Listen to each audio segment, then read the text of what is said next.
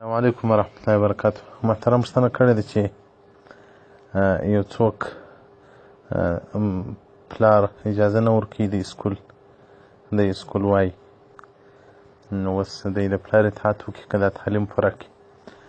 محترمه په هغه علم کې چې پر سړي باندې فرض وي چې هغه د عقیدې او د ایمان او د لمانځه او د اوداسه متعلق علم وي، په هغه کې که د پلار اجازه نه وي سړی ولاړ شي، دلته سړی نه ازاره کېږي.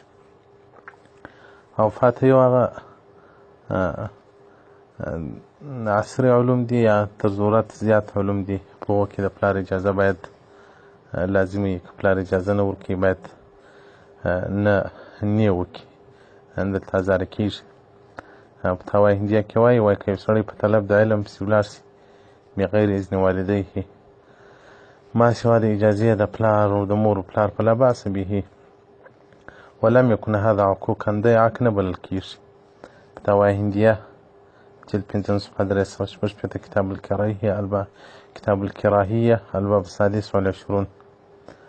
او محترمه پاته چې هغه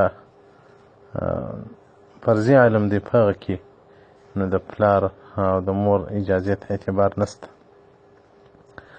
او دا که هغه تر ضرورت څخه زیات علم و په هغه کې نو باید د پلار اجازې ته اعتبار ورکول. سراج المحتار جلد 3 کتاب الجهاد مطلب طاعت الوالدین فرض. هغه وایي چې په نفلي عبادت کې دي هغه سړی د پلار اطاعت کوي، یا نو وله الخروج لطلب العلم الشرعي بلا اذن والديه.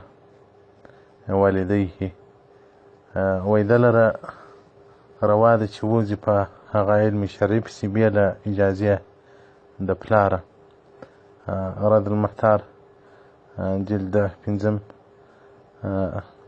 کتاب الحجر والإباحة فصل في البيع او دغه رنګه خلاصة فتاوا جلد 4 صفحه 328 او دغه رنګه فتاوا هندیه جلد 5 صفحه 355 الباب السادس والعشرون. نو محترمه په اسکول کې نو باید د پلار اطاعت وکړي، اسکول ته نشي ولاړ، د پلار اطاعت وکړي. که دی دنیا په کار پسې برابري هغه دې وکړي، که په بل کار پسې برابري هغه دې وکړي. هغه فرضي علم کې نو د مور و پلار اجازې ته نه کتل ول کېږي، یعنې هغه ته اعتبار نه ورکول کېږي. السلام علیکم ورحمة الله وبرکاته.